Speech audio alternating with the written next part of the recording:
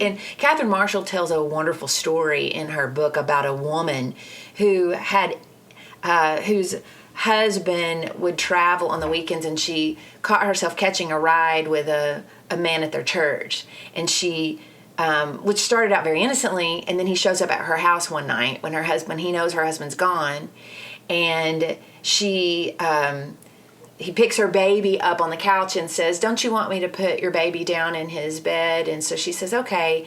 And then she says he doesn't come out of the bedroom. He wants her to walk into the child's bedroom with the light off. And she said, this woman says she felt this strong presence of stay in the light, stay in the light. Mm-hmm. She said, "I knew in my heart what would happen if I walked into that dark room.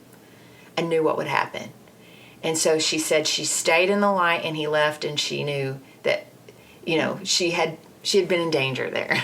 But right. The light protects her, and I think that idea of just secret sin is never good. It's right. So that we do have an armor of light that a way to resist the devil. It's a defense. Yes, it's a defense.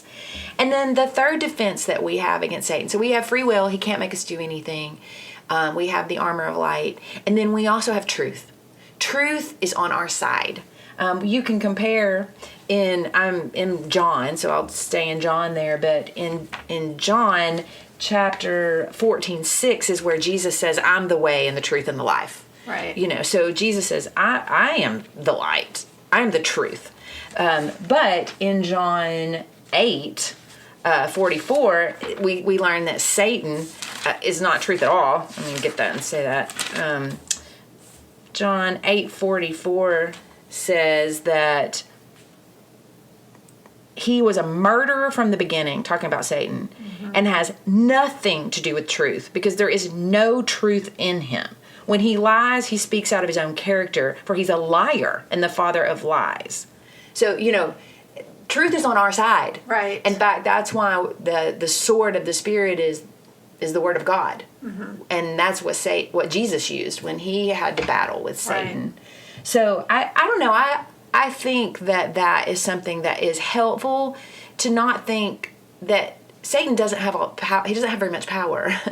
He has only the power that we're willing to give him. Right. And Jesus has given us, and God has given us defenses against that. His word, which is truth. Yeah. And we can take defense by that and be aware of these beachheads we give. And then ultimately, we know that he's been defeated. Right. And that we are victorious. Yeah, and Peter tells us to resist him.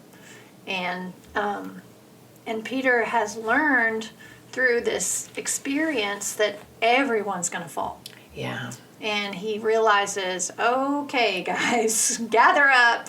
Let me tell you some things. So that's kind of the lesson today. He learned compassion. He learned that the world's more than just about him. It's about everyone, and Satan is going to prowl around like a roaring lion. Yeah. So resist. Resist him. Yeah.